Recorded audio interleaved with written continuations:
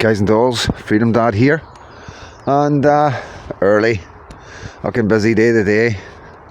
Don't know if it'll be alive tonight, guys, to be honest with you. Really busy day. I don't even know how I'm going to do it. Got 3 people to meet today, and then this evening I'm going to be helping Lindsay with a podcast. So I don't know what that exactly is going to be about, but yeah, Lindsay's got herself a wee podcast thing, you know what I mean? So going to get a wee look at that. Maybe jump on the podcast with her. I don't know what she's planning, but I'm definitely going to help her edit and stuff like that if I can. You know what I mean? Yeah, so just dipping my toe into some things and trying to get experience. That's all it is. And networking as always, guys, you know, talking to the right people about the right things, you know what I mean? That's the most important thing in Northern Ireland. And like I say, everything's been really good, really positive, you know. Like I say, it's so difficult, mentally difficult, you know what I mean? Has any prod or ex-loyalist would know, or you would understand, you know what I mean? It's not something that our guys are used to hearing, you know, coming together with Catholics. It can be a bit worrying for some, you know what I mean, which is totally understandable. You know, it's when you live here. If you lived here, you would understand. If you don't live here, you probably think, what the fuck, you know what I mean? Like, you know, a lot of places you just don't even know who's Protestants and Catholics, you know what I mean? Like, over here we can tell a Protestant and Catholic by looking at them in some cases, you know what I mean? That's how mental it is, you know.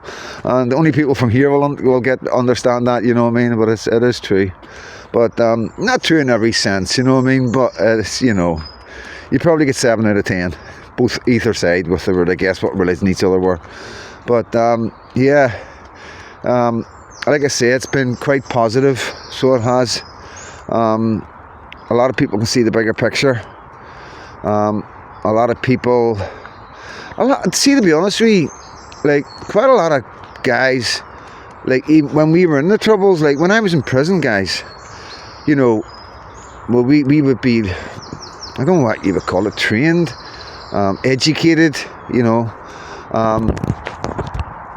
It wasn't, a lot of people think, like the paramilitaries and all that in Northern Ireland, it was just a lot of kids being used. It wasn't like that, you know.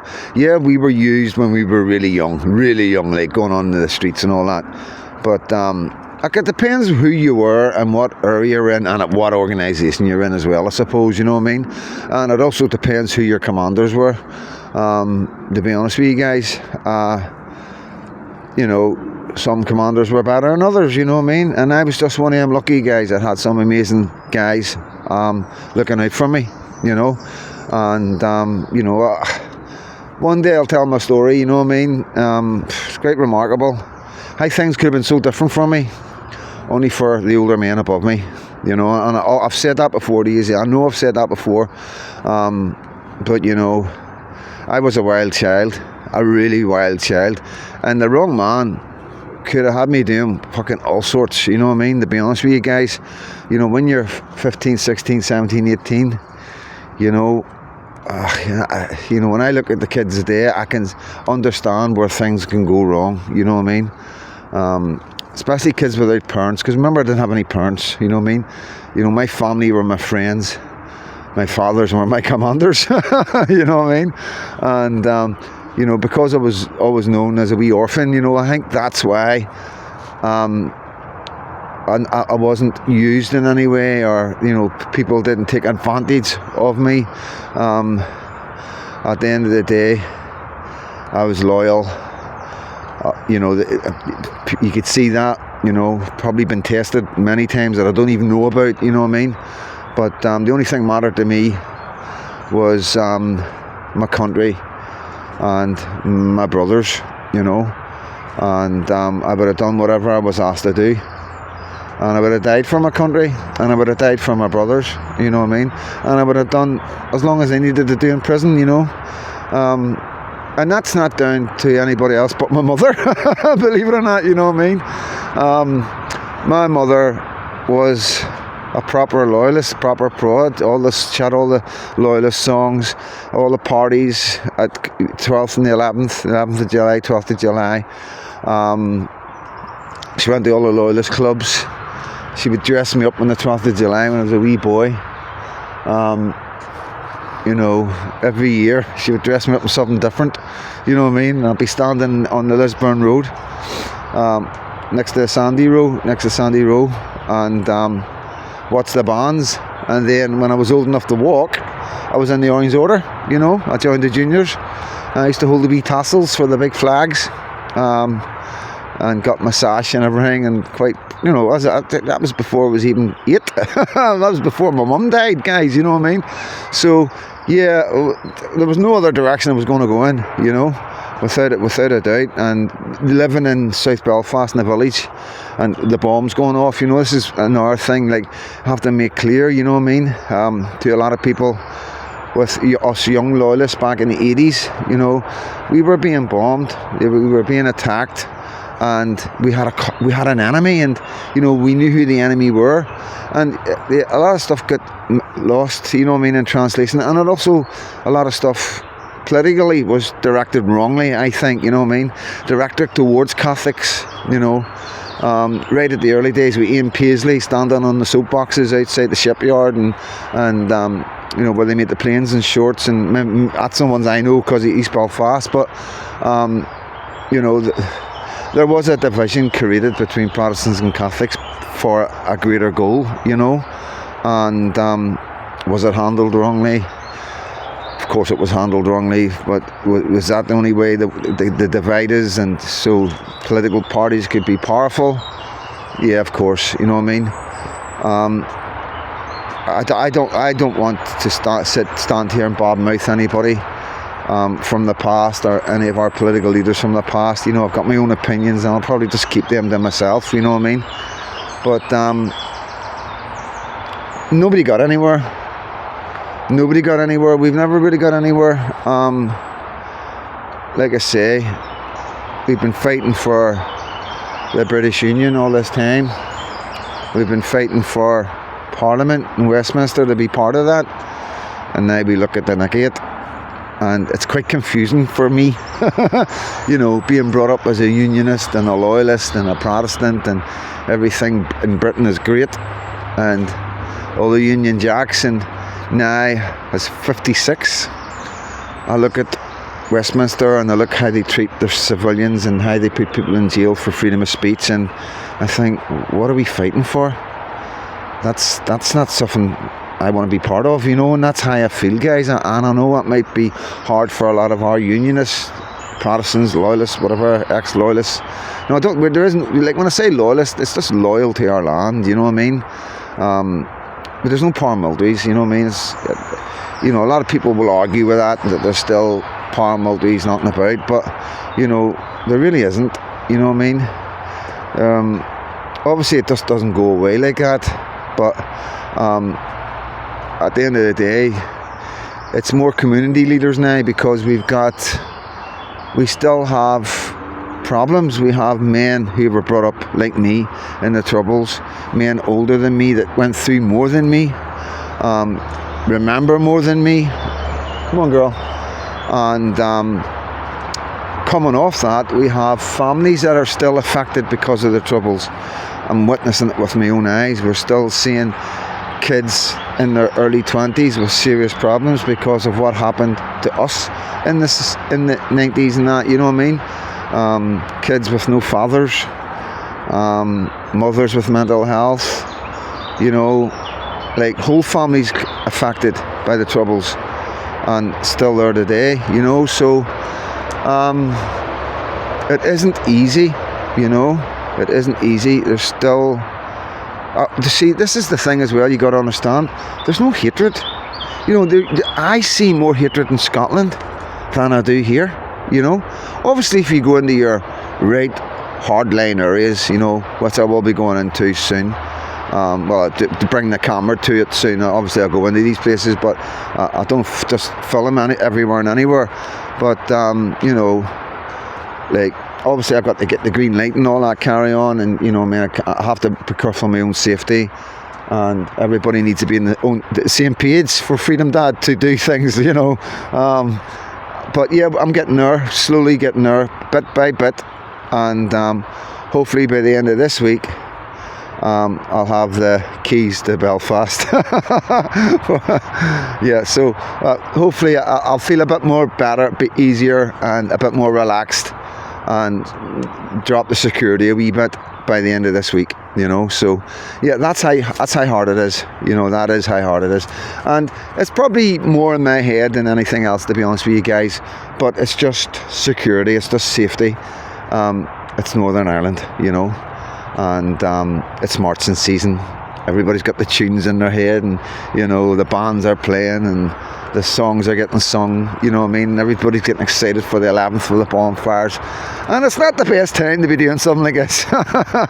But some people will say it is a good time, because if you can do it now, in this day and age, in this marching season time, you can do it anytime, and like I say, guys, I'm not doing anything else but trying to protect what we know. I'm trying to protect our bonfires, I'm trying to protect our 12th of July, and I'm trying to protect our 6 counties. And that's it in a nutshell. I'm not wanting to give anything up. I'm not wanting to get an All Ireland or anything like that. I'm not going to keep going on about it, because I don't want to annoy the Irish now, but I know they understand. 2 seconds. I know they understand, like, we all understand everybody, this is the best about it. We get everybody, we understand. The IRA, the Republicans understand why they are the way they are. We understand everything they've been through. We understand what happened to them, at the start of the Troubles. We recognise the hunger strikers, and some things are a bit iffy, like some things that we don't all agree on, and stickling points. But the main thing is that we understand, we recognise the ups and downs, the pains, the turmoil, and the consequences of what we've all done, and we just want to now make sure that we keep this place safe. And it's like I say, it's only us in the working class that are suffering. So everybody else thinks everything's great. They don't come into these dodgy areas. You know what I mean? These people living in the leafy suburbs. They have no clue. They've got no clue. I don't even know if they go in the city centre anymore, to be honest with you. But we can see it. We're feeling it. It's hurting. We're suffering. And it's going to get worse. So we're trying to prevent anything getting worse. We're trying to prevent the hard drugs coming in. We're trying to prevent anything happening to Northern Ireland that's happened to Scotland. Scotland was really bad. Still really bad. The amount of heroin and crack in Scotland, in some like really nice areas as well, there's nowhere not touched.